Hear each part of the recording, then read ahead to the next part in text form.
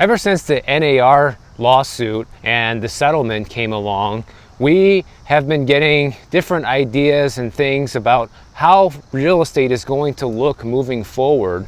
But all of it's been kind of like a guessing game up until now. And now we have some concrete guidelines on how this is going to look moving forward. And the big thing and the big change that's going to be different moving forward after August 17th of 2024 is going to be mandatory buyer's agent agreements, guys. So say you found a listing on Zillow or Redfin or whatever, and you want to go see this house and they're a buyer's agent, then in order for that to happen, you're going to have to sign a contract with that person, which right off the bat, even for me, puts kind of like a bad taste in my mouth because you don't even know this person, right? You don't know if they're a good agent. You don't know what their reputation is without doing some research. You just want to see the house as a buyer, okay? But the way that a lot of these real estate agent websites are set up, like Zillow, Redfin, Trulia, whatever, guys, the person that you call on those websites is not the listing agent of the house, which means you will be contacting a buyer's agent, because that's how a lot of these websites make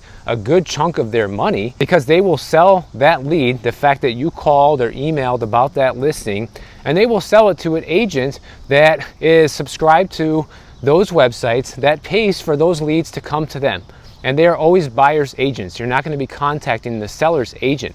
And the problem with this is, just like I said, now you're going to have to sign an exclusive agreement with that person moving forward. That creates all sorts of problems. You know, the number one thing is, like I said, you don't even know who this person is. You don't know their reputation. You don't know their work ethic. You don't know anything. But besides that, maybe you just don't like the person, you know, and maybe you end up getting stuck with an agent you just don't like. Could be really a worst case scenario for a customer.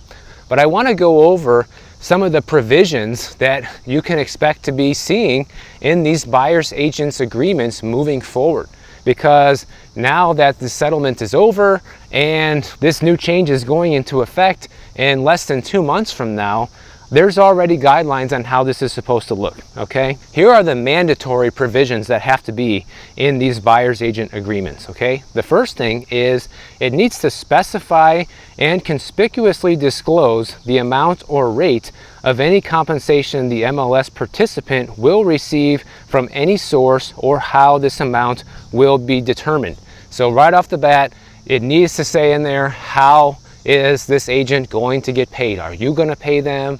Is the seller going to pay them? Are they going to get paid some other way? It needs to be specified from now on. Also, the amount of the compensation needs to be crystal clear as well, because the amount of compensation must be objectively ascertainable and may not be open-ended, which means you can't just say, oh, the buyer's broker compensation shall be whatever the amount the seller is offering to the buyer. No, because that's how it works right now. Like right now, whatever the seller's agent is offering to the buyer's agent is what they get paid. Sometimes it's 2%, sometimes it's 2.5%, sometimes it's 3%, sometimes it's whatever, the flat fee, okay? But moving forward, this will need to be specified in the buyer's agent contract before you ever even see a house. There also will need to be a provision moving forward that MLS participants may not receive compensation from any source that exceeds the amount or rate agreed to with the buyer. So whatever the compensation amount is agreed upon in this buyer's agent agreement, that's all that agent is going to be able to make. So this means that your buyer's agent is not going to be able to make more than what it says in the contract. So there's not going to be any additional kickbacks or bonuses or anything like that, which hopefully will help them be more honest and just help you find the house that you're really looking for, rather than try to sell you the most expensive house in the neighborhood. There also will need to be a disclosure stating that in conspicuous language that broker commissions are not set by law and are fully negotiable, and include any provisions required by law, which has always been the case, but now I guess it's just going to be in plain English from now on. Now there's another big list of provisions that might be in these agreements moving forward, but are not going to be required by the National Association of Realtors. I'm not going to go over all of them because it's a very long list, but I'll highlight some of them that I think are interesting and important. One of the big ones is going to be the type of representation. For example, to maximize broker and buyer choice, consider all types of written buyer agreements permitted by state law, including short form, limited service, agency, non-agency, transactional, customer, and among others. And also broker services. Agreements should clearly articulate the services the MLS participant will provide the buyer. I think this one is probably the most important one besides the compensation, because if, for example, some buyers agree to pay their real estate agent, it needs to be crystal clear what those expectations should be moving forward of what you're actually paying for. What are you getting in return for the money? By the way, I'm walking through Cherry Valley again here in the neighborhood, and you can see why they call it Cherry Valley. That is one beautiful cherry tree, isn't it? Let's try one.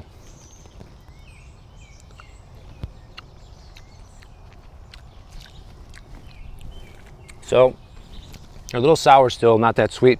And got the seed inside, but it's still pretty good. We had a cherry tree in my yard when I was growing up. Another provision that's not mandatory but should be in there is the term and termination, okay? MLS participants and buyers can negotiate and agree to the duration of the agreement, including whether the term is automatically extended until the closing upon purchase contract ratification. Buyer agreements may include provisions addressing termination with cause and without cause by both the buyer and the MLS participant. So maybe, just maybe, when I read this, that this could be the way that you could say, maybe use a real estate agent for the weekend.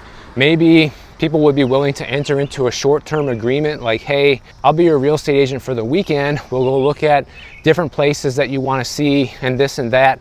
And after that, you don't have any obligation to work with me unless you want to buy one of the houses that I showed you. That could be a way that you could still end up working with different real estate agents moving forward. I don't know if that's how it will work in practice, but I would assume a lot of people would be willing to do that, especially right now, because for number one, real estate agents already do that with no promise or guarantee of compensation, all right? You're just taking a chance that maybe this person will buy something, maybe they won't.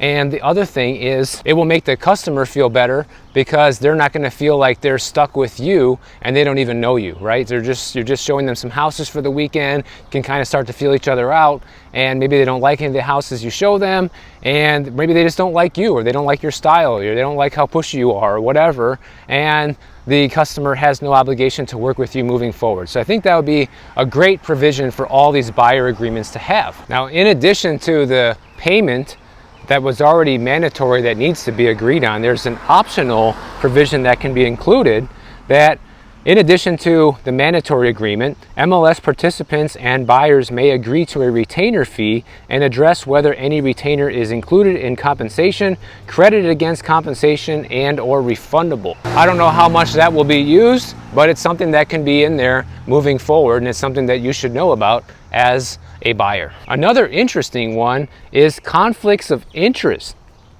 Consider addressing how MLS participants resolve potential conflicts of interest during the term of the agreement, including disclosure and consent for representing other buyers, submitting offers on the same property, dual agency, designated agency, or transaction brokerage.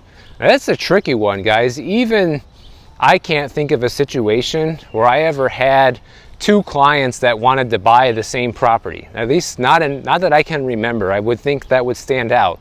And you know, that can be an issue even before these agreements came out, but at least now that we're going to have these agreements, it will solve the problem of what if this situation does come up. But once again, this is an optional provision that these agreements can have and won't be mandatory. But I think you guys are getting the idea that these mandatory agreements with real estate agents moving forward can probably actually be a good thing, even for the buyers, guys, because you know what you're paying for. If you're deciding to pay them at all, you're going to know exactly how your agent is going to get paid. You can choose in the contract how long you want to work with them, in case it's not working out. Maybe you want to give them a week, or maybe you want to give them a month and commit to somebody that you like and see how it goes, but you don't want to be stuck with them forever.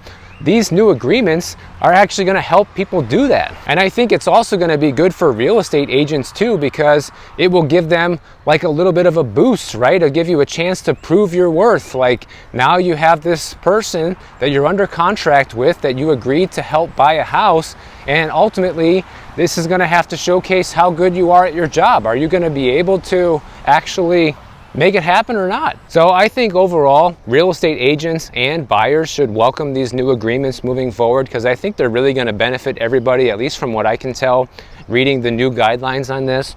But you know what's not going to benefit people is how much you need to put down as a down payment on a house right now to be able to afford a house. We already know that you don't have to put 20% down on a house in order to actually buy one, but in order to make your payment affordable today, people actually would need to put down about 35% of the house's value in a down payment to afford the typical home. And that's somebody who makes the median income right now across the country. They would need to put down $128,000 down payment to make that house affordable, guys. Tell me how many people have 130 grand just sitting on the sidelines waiting to deploy and to put as a down payment on a house, okay? Even when people do have the money, they still usually don't put down a down payment that large. So Zillow is the one that ran this study and is looking at this, and they figured out that throughout most major metros throughout the country, the median income home buyer in these areas would need to put down 35% of that home's value to make the monthly mortgage payment affordable to where they could actually qualify. And the reason why this is important is because it just goes to show you how unaffordable housing is right now. We know that most people don't have this kind of money, guys. It's no wonder we're seeing the home sales fall off a cliff right now in terms of the amount of closed sales, the amount of pending sales. We're seeing inventory on the housing market rise, simultaneously the amount of homes being sold going down.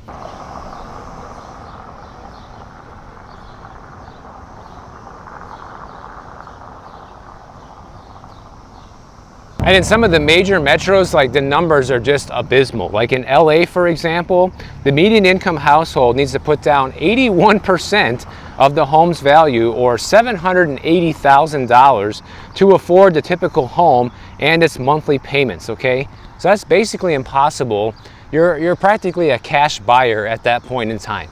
And in San Francisco, it's like 81% of the home's value needs to be put as a down payment. In New York City, you need more than 60% down. In Miami, where I live, you need to be able to put 65% down to make the house affordable. Like, just insane numbers, insane. And this is actually impossible because people already struggle to come up with 20%. In fact, the average down payment that most people put on a house when they go to buy it is 12%. It's not 20%, it's not 40%, it's not 65%, it's 12%. Okay, so the average person is nowhere near being able to make this type of down payment right now. And that's why you're seeing the home sales in the tank. In fact, the down payments have been going down according to the National Association of Realtors. As of June of 2023, the average down payment for a first-time home buyer was only 8% down, guys. For repeat home buyers, people that are selling a house and buying another one, it's 19%. So not even barely that 20% down, let alone, like we're saying here, 45, 65, 80% down, these crazy figures. And right now, according to Zillow, there's only 10 out of the 50 major metro areas across the country where a household earning the median income can actually put less than 20% down and still have an affordable payment. Most of them are in the Midwest, where I'm at right now, which kind of explains the surge in prices here still, because people can still afford these prices because the homes are still so relatively cheap to what people earn here. But there will come a time when that's also no longer the case, when the home prices have gone up too much beyond what people are earning, and things will slow down from that as well. And that's when I think you're going to see a lot of problems in the Midwest, because places like Illinois, for example, Rockford in particular, where the prices have been going up like crazy year over year, like this is a place that's losing population, guys. So at some point, when people can't afford the homes anymore, who's going to step in and buy them? Well, it's not going to be new people moving in. We know that. And so now places like this are setting themselves up for a potentially large decline in home prices in the future. So according to Zillow, Austin, Texas, Jacksonville, Florida, Charlotte, North Carolina, and Raleigh, North Carolina are places where the median income can still put a 20% down payment and have an affordable home. Which kind of brings me right into my next point, because so many people are choosing to rent right now because renting is so much cheaper than buying a house. But a lot of people are also not choosing to rent. They're being forced to rent because of the cost of housing, guys. In fact, another study that was done by Harvard, who knows how much we can trust these people anymore, if you know what I mean. But anyways, their study says that only 6% of renters can afford to buy an average home today. In the 1990s, according to their data, the median U.S. home sold for 3.2 times the median household income. That ratio jumped to 4.1 in 2019 and 5.1 in 2022. So the relative percentage of someone's income that they have to pay towards buying a house has essentially almost doubled since the 1990s compared to today. And in some of the most expensive housing markets across the country, that ratio can be as much as 9 or even 12. And the monthly payment for a median price home after taxes and insurance just hit about $3,100, the highest level that we've seen in more than 3 decades. If you want to have a $3,100 a month house payment, you need to have a household income of about $120,000 a year. And here's an exercise in inflation, because when adjusted for inflation, this number was only $82,000 in the first quarter of 2021. So literally, your income would have need to jump $40,000 a year between now and the last 3 years if you just want to be able to buy the median price house. That's how insane things are right now. So according to this data, only 6.6 million renters throughout the entire country can afford this, which is less than 15% of the renter households throughout the entire country. This data clearly shows you that a lot of people are renting right now, not because they want to, but because they literally cannot afford to be a home buyer in this environment. And until prices come down dramatically, or incomes go up dramatically, or a combination of both, that's not probably going to change anytime soon. And really, we have nobody to blame besides the Fed and the government for this problem, because after decades of low interest rates and government stimulus programs that help people get into homes, this is how we ended up here, combined with the fact that now Wall Street has their hands in the pot and everybody wants to be a landlord and a real estate investor. That has just, made the price of housing sky high. And the worst part about it, what is their solution to this problem? Let's just do more of that. Let's do more of the same. Let's continue giving more subsidies and making sure more people can get into homes at whatever cost. And we'll just keep doing this, something that's been proven already not to work and has been proven to increase the cost of housing is the game plan moving forward. And it's probably why a lot of people argue that real estate will only get more expensive and there will be no crash and prices won't come down. However, guys, I feel like they can only do that for so long. It's not like you can just give people free money forever to buy homes and subsidize those payments. We just can't afford it as a nation. So I don't see that being the case forever. So that's something else you have to keep in mind. But the question is the timeline. Nobody knows how long they can continue this charade for until it finally comes down and collapses on itself. Because people are paying more for things like food and energy costs right now, credit card bills, car loans, all these things are at all-time highs right now in terms of how much debt people are taking on, how much their payments are, and we've seen by the level of defaults on all these things that people really can't afford it. And according to this study, they say that 23% of homeowner households are stretched worryingly thin right now. That's what they use in quotation marks. And more than a quarter of renters were paying at least half their incomes toward housing and utilities as of 2022, which is leaving the lowest of income earners with only a few $100s a month to get by. And once that safety net is removed by the cost of living continuing to go up and inflation going even higher, that's it, guys. It's game over for all these people. I think that's probably the best argument and the reason why we may see something like universal basic income become a real thing, because if people can't afford these expenses, then the government might step in to help. The problem is, who's going to pay for that? So if all the people who are working and are doing well are the ones subsidizing this, they're either going to leave the country or they're just going to find a way to stop paying. There's going to be an outcry. There's going to be an uproar in this. So I'm not claiming to know exactly where this housing market is going to go. You know, it could go either way depending on how much stimulus the government decides to put out there and how much they want to continue subsidizing housing.